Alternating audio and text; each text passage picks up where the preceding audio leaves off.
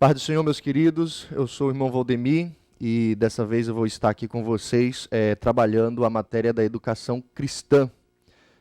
Sou formado em pedagogia e por isso essa é uma matéria que me chama muita atenção e me deixa muito feliz em estar lecionando para a nossa igreja.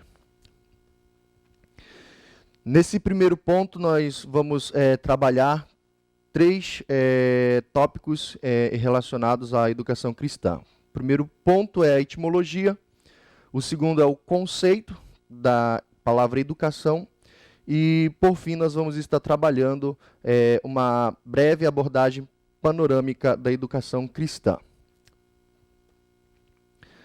Primeiro, etimologia do termo educação. É visto no latim como educatio. Educação vem da palavra latina educatio. Observando a associação e uso do verbo educar como educare. E essa palavra educare, ela tem duas raízes. A primeira raiz é o prefixo eis, que dá a ideia de expor, extrair, revelar. E a próxima é ducare. A palavra ducare, ela tem um sentido de conduzir, de direcionar. Portanto, educare, no latim, da onde vem a base da palavra educação, tem o sentido de conduzir para fora, de direcionar a uma revelação, ao entendimento. Vamos agora trabalhar a conceituação de educação. No seu sentido mais amplo, educação significa o meio em que os hábitos, costumes e valores de uma comunidade são transferidos de uma geração à geração seguinte. A educação vai se formando através de situações presenciais e experienciais vividas por cada indivíduo ao longo de sua vida.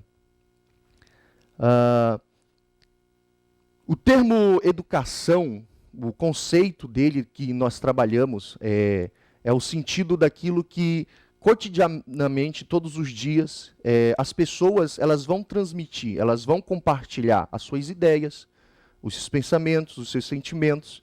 E todas as vezes que essa troca de experiências ocorre, isso é um processo de educação, formal ou informalmente. A educação ela sempre vai ocorrer no meio da sociedade, independente qual seja o lugar onde a pessoa esteja. Dentro de casa, na rua, nas escolas, nas igrejas, em qualquer lugar onde você vá, sempre vai ocorrer esse processo de compartilhar, de transferir ideias e pensamentos. E no seu sentido mais amplo, isso é educação. De certa forma, alguém sempre vai estar educando alguém.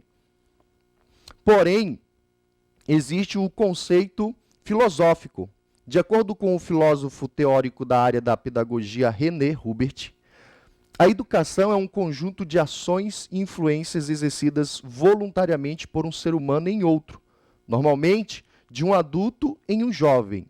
Essas ações pretendem alcançar um determinado propósito no indivíduo, para que ele possa desempenhar alguma função nos contextos sociais, econômicos, culturais e políticos de uma sociedade. O que ele está dizendo aqui? Que sempre vai ocorrer esse processo, sempre ocorreu em todas as civilizações que existem, desde as mais antigas até as atuais, as modernas, sempre houve esse processo de educação.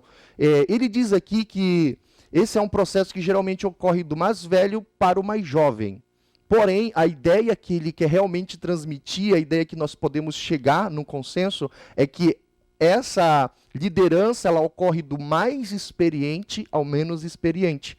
Sendo que nem sempre o mais experiente é o mais velho. Às vezes ocorre exceções onde o mais jovem tem mais experiência sobre determinado assunto, sobre determinado tópico, e por isso ele pode ser o líder, o professor, o condutor, o mestre. Conceito de educação, no sentido técnico. No seu sentido técnico, a educação é um processo contínuo de desenvolvimento das faculdades físicas, intelectuais e morais do ser humano, a fim de melhorar e se integrar na sociedade ou no seu próprio grupo. Existem dois níveis onde a educação ela vai tocar. nesse sentido técnico, nesse sentido mais profissional, mais formal, mais institucionalizado.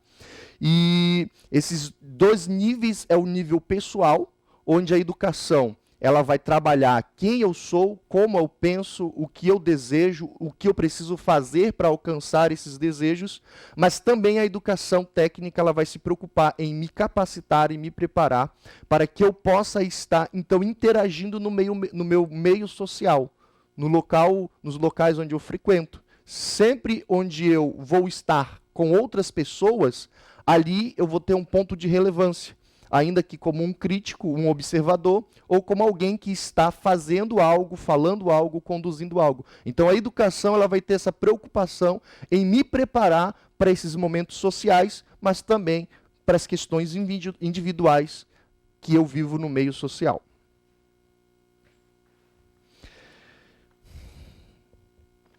A educação cristã. A educação cristã é um processo de treinamento e desenvolvimento da pessoa, de seus dons naturais, à luz da perspectiva cristã da vida, da realidade, do mundo e do homem. Quando nós entendemos o que é educação e nós aplicamos esse conceito à cristandade, a questões bíblicas, a questões teológicas, então nós vamos entender que a educação cristã ela vai justamente se preocupar com esse desenvolvimento, com essa capacitação, com esse preparo do homem que vai se converter a Deus, que se converteu ao Evangelho e agora ele vai desenvolver os seus talentos em prol do reino de Deus. E é justamente a educação cristã que vai estar trabalhando, que vai estar moldando e conduzindo este indivíduo em seu processo de conversão e serviço ao reino de Deus.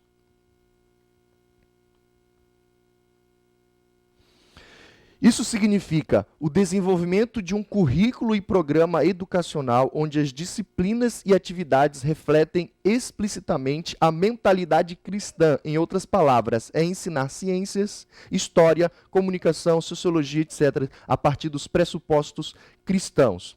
Então, de primeiro, ainda quando se conceitua a educação cristã, nós já percebemos aqui que essa educação, ela não é uma educação ou não deve ser uma educação feita de forma aleatória ou de forma despreparada. Ela vai pegar todos os temas da sociedade, ela vai abranger todas as áreas da sociedade e ela vai trazer consigo apenas a bagagem da perspectiva bíblica. O que a Bíblia ensina sobre ciência, o que a Bíblia ensina sobre a sociologia, o que a Bíblia ensina sobre a história, o que a Bíblia ensina sobre a psicologia. Todos esses assuntos eles vão ser trabalhados, porém, a partir da Bíblia e a partir do que Deus estabeleceu.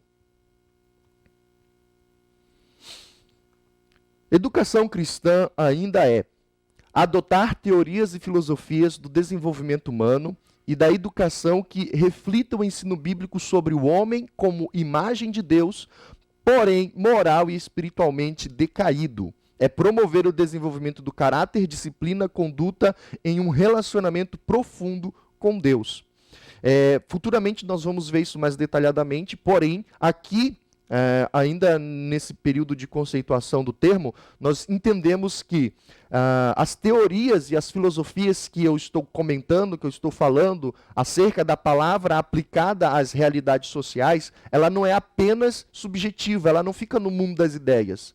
Não é apenas o pensamento sobre esse assunto e sobre aquele assunto, mas é também convidar este indivíduo que está em processo de entender esses assuntos a ter uma prática, a aplicar essas teorias, esses conhecimentos, esses saberes na sua vida e no seu relacionamento com Deus. Agora nós vamos trabalhar brevemente um pouco sobre a abordagem panorâmica da educação cristã. No contexto judaico, a educação era essencialmente um produto do lar. Ou seja, no início do povo de Israel, da cultura judaica, do povo judeu, a educação ela se dava principalmente, fundamentalmente, dentro das casas. Ou seja, eram os pais que transmitiam as ideias para os filhos, eram os pais que compartilhavam as perspectivas morais, espirituais, intelectuais para os seus filhos. E é importante trabalhar esse ponto porque envolvendo o aprendizado da religião de alguma profissão, geralmente a profissão do pai era transmitida para a profissão que o filho iria exercer e estava associada às atividades agrícolas, porque aquele período era um período onde a maioria das famílias trabalhavam nos campos e na criação de animais.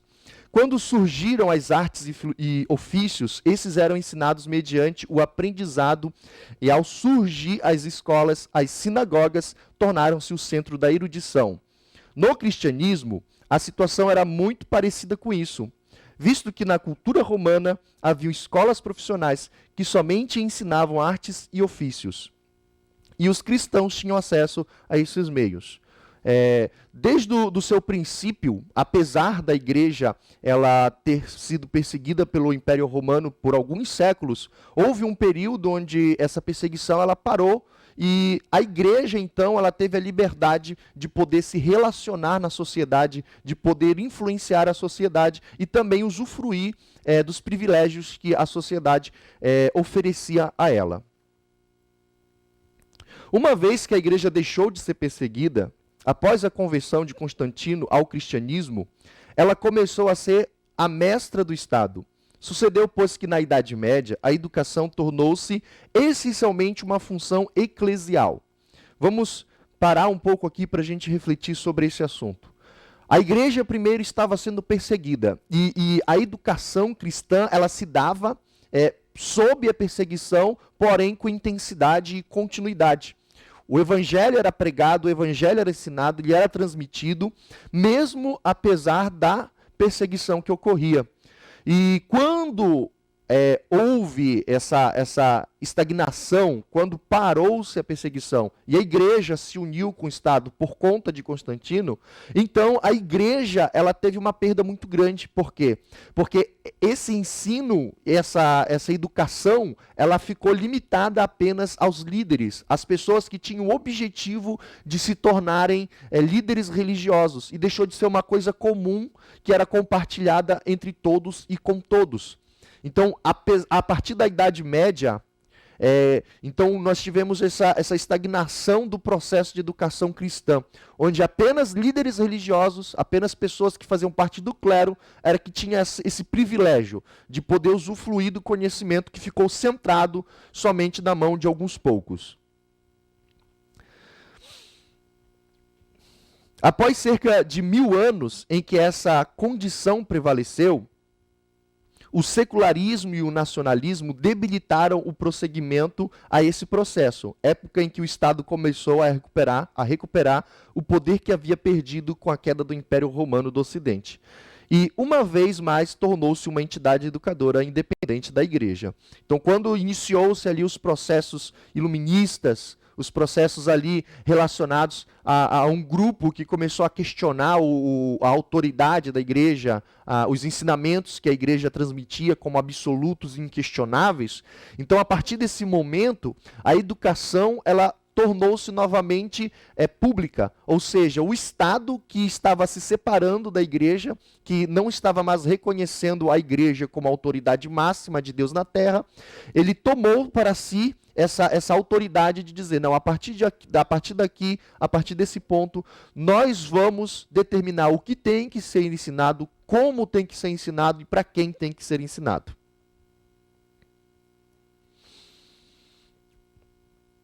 Para nós entendermos sobre essa questão, primeiro nós precisamos entender o seguinte: a procedência da educação cristã. De onde vem a educação cristã? Primeiro, a procedência intelectiva, a procedência da capacidade de pensar, de refletir, de analisar, de criticar, de questionar, de construir uma ideia. Isso e todos os elementos consecutivos têm em Deus as suas origens, de modo que sua origem histórica vem de Deus. Ou seja, a capacidade natural que o ser humano, diferente dos outros seres criados que nós chamamos de animais irracionais, o ser humano ele nasce com essa aptidão, com essa disposição, com essa capacidade de poder analisar, de observar, de realizar uma leitura de mundo daquilo que está em sua volta e então lançar valores morais, valores espirituais sobre todas as coisas que estão ocorrendo em sua volta. E essa capacidade que é intrínseca, que é idônea do ser humano, que foi uma dádiva que Deus deu para que esse processo pudesse levar e conduzir o homem ao pleno conhecimento de quem Deus é e do plano de Deus, não é uma dádiva que ela é pertencente ao homem como mérito pessoal. Essa dádiva ela vem de Deus a partir do momento em que Deus cria esse ser humano para ser a sua imagem, para ser a sua semelhança. E o segundo ponto mais importante sobre a perspectiva da panorâmica da educação cristã é que nós temos que entender que a procedência literária ela vem da Bíblia, ou seja, a Bíblia nunca deixou ou nunca irá deixar de ser a autoridade máxima do entendimento, do reconhecimento e dos valores morais, éticos, intelectuais e cognitivos do ser humano. Segundo o que Paulo escreve em 2 Timóteo 3,16, essa palavra ela vem de Deus. Esse ensino, esse entendimento, esse conhecimento.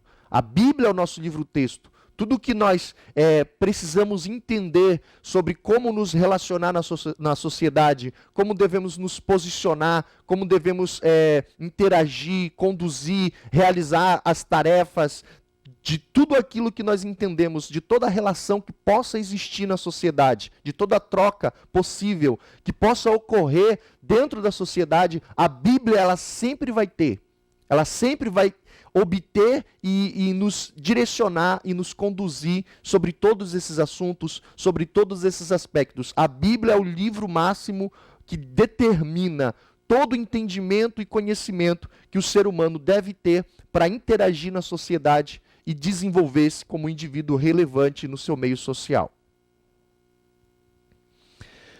Ainda sobre a abordagem panorâmica da educação cristã, nós precisamos pensar sobre um assunto em relação a como ocorrem esses processos, porque independentemente de haver alguém se preocupando, de haver alguém trabalhando a favor da educação cristã, a educação cristã ela vai ocorrer.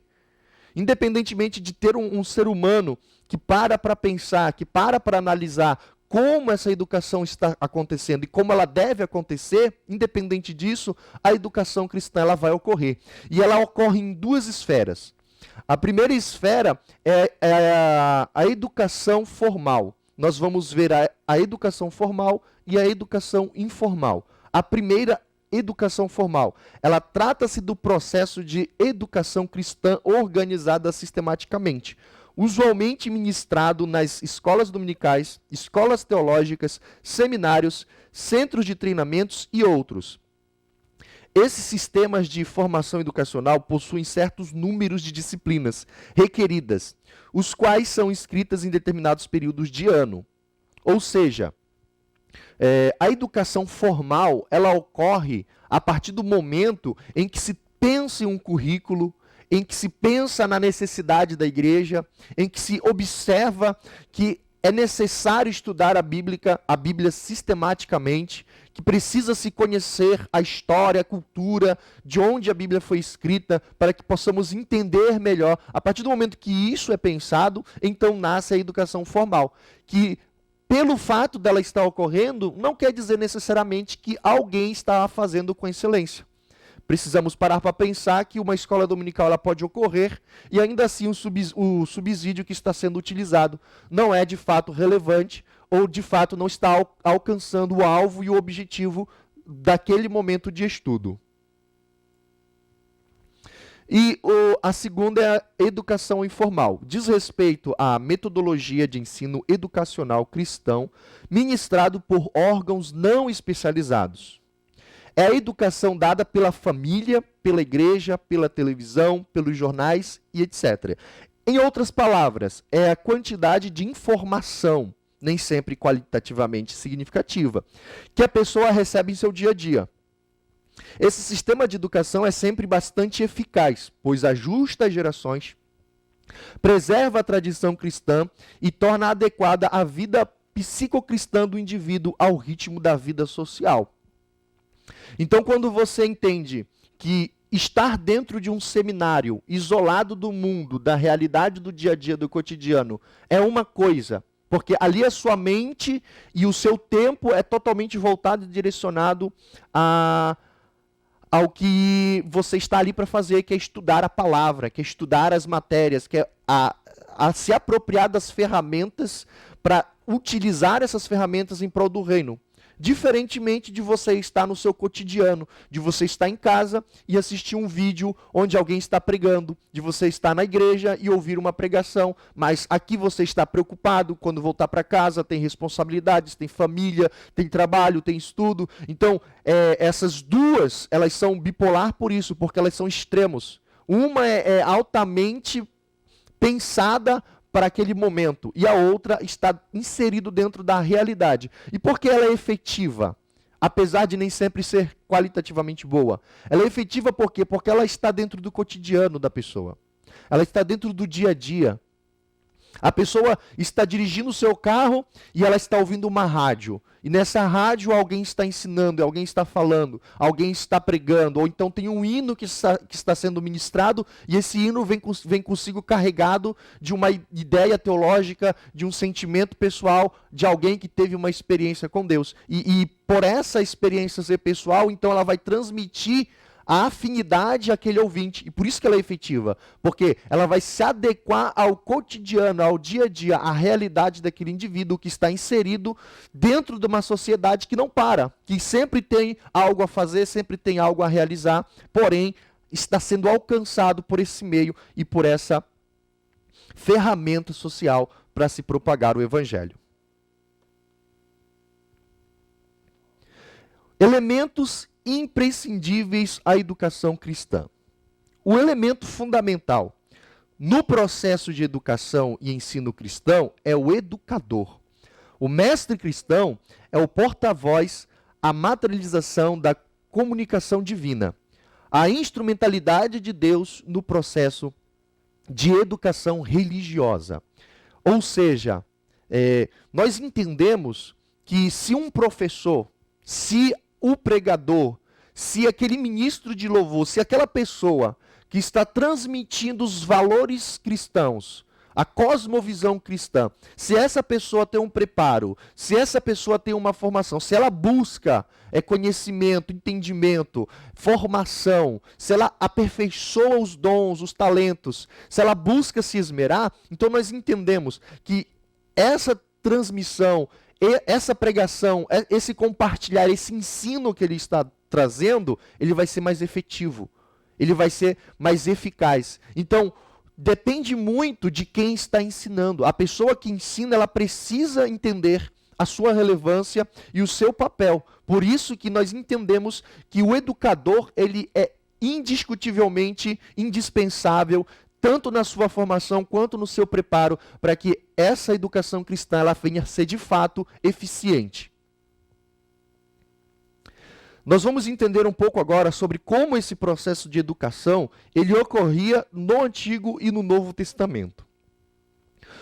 No início da história de Israel, os pais eram os mestres de seus filhos, e pelo que se entende, eles levavam muito a sério sua tarefa de transmitir-lhes os ensinamentos básicos de sua fé, bem como os rudimentos de seu ofício. E isso, para muitos pais, era ponto de honra, pois se sentiriam vilipendiados se eles crescessem ignóbeis. Ou seja, dentro da cultura de Israel, dentro do povo judeu, os pais eram as pessoas responsáveis principalmente pela formação moral e ética dos seus filhos.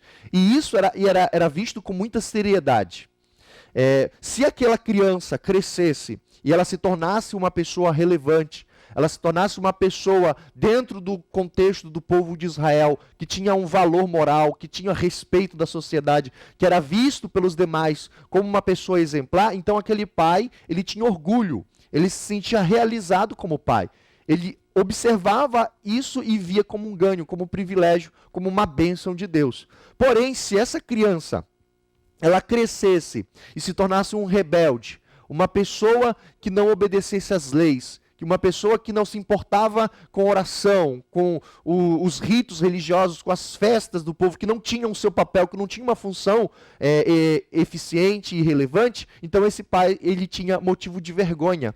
Ele sentia-se envergonhado porque o seu filho não tinha se desenvolvido, não tinha sido educado de acordo com os princípios e a lei moral e a lei mosaica que foi dada por Deus. Então nós entendemos que no Antigo Testamento, essa era uma questão de honra, que o pai precisava transmitir os ensinamentos morais e espirituais para seus filhos. Quase que em sua totalidade, o ensino era transmitido a partir dos fatos cotidianos da vida.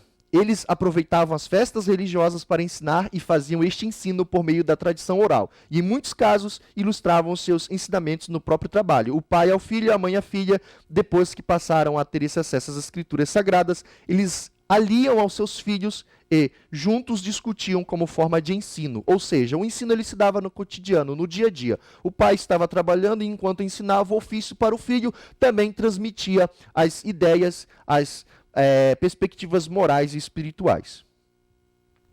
Com o passar do tempo, designou-se entre os levitas um grupo especial de mestres que ficarão responsáveis pela instrução do povo de Israel. Esses levitas tornaram-se então os primeiros mestres no que dizia respeito ao ensino ministrado fora do lar e até a época do exílio. Após eles, os escribas assumiram o papel de principais educadores, constituindo-se como elementos chaves na interpretação e ensino da lei. Ou seja, primeiro os levitas assumiram esse papel, né, de estar ensinando o povo e em seguida, no momento em que o povo vai para o exílio, então ali nasce a sinagoga e junto com a sinagoga os escribas, que eram pessoas que eram responsáveis por todo o ensino, por todo o culto, por tudo aquilo que ocorria na sinagoga, e eles passaram a ser reconhecidos como mestres e ensinadores. Pouco depois, o termo rabi se tornou comum, sendo aplicado em alusão a diversos tipos de pessoas. Seu real significado era senhor, mas muitas vezes era empregado para designar professor. Alguns a aplicavam a homens que oficialmente detinham cargos de mestres, mas outros usavam apenas como título honorífico. Ou seja, nasce ali nesse contexto do povo estar exilado, com as sinagogas surgindo, com os escribas sendo pessoas relevantes para o ensino, para a educação. Então nasce o termo rabi, onde as pessoas começam a reconhecer os professores e chamá-los de mestre.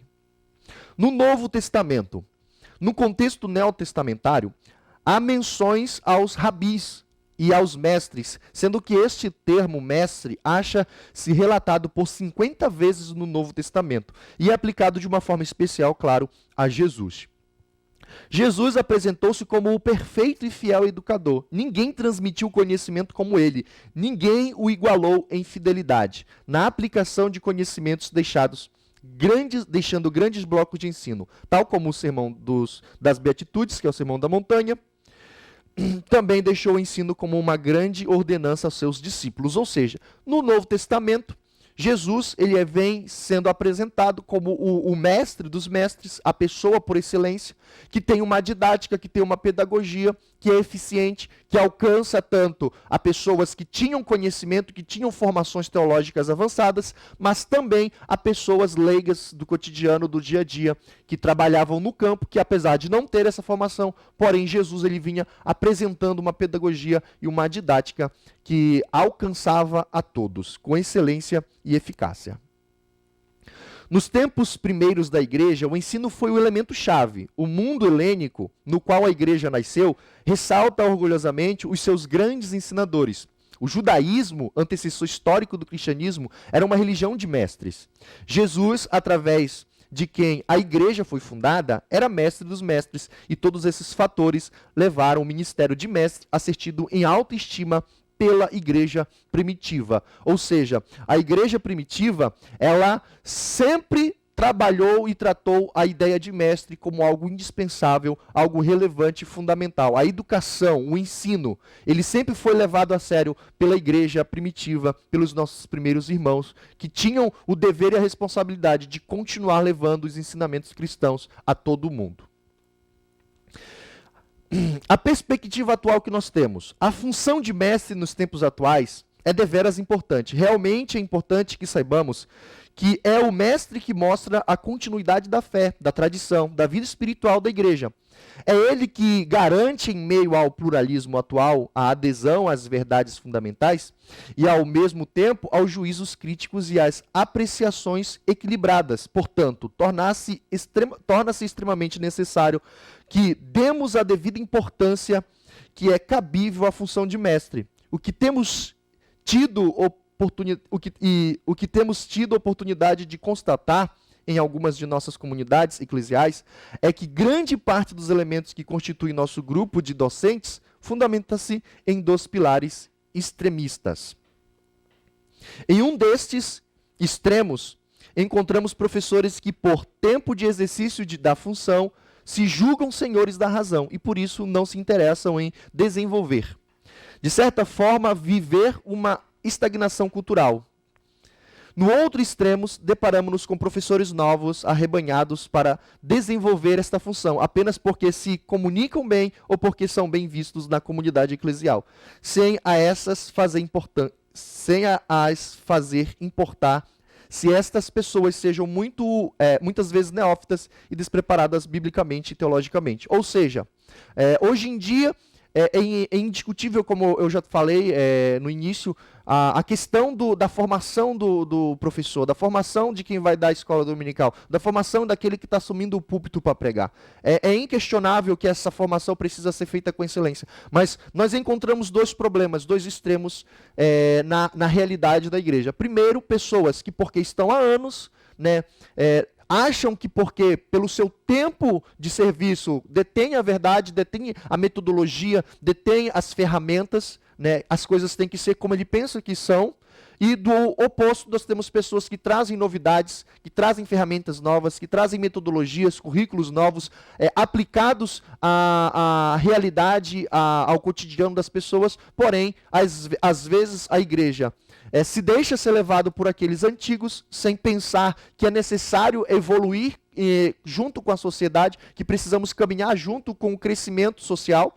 E de contrapartida, nós temos pessoas que conseguem entender, que fazem essa leitura de mundo, que entendem que nós precisamos nos atualizar quanto às ferramentas que utilizamos para a propagação do evangelho, porém, muitas das vezes as pessoas, elas são neófitas e elas, de fato, apenas querem se aproveitar do momento para deixarem a sua marca, o seu nome, o seu pensamento, sem relevar, de fato, com a autoridade bíblica, com a seriedade dos ensinamentos bíblicos.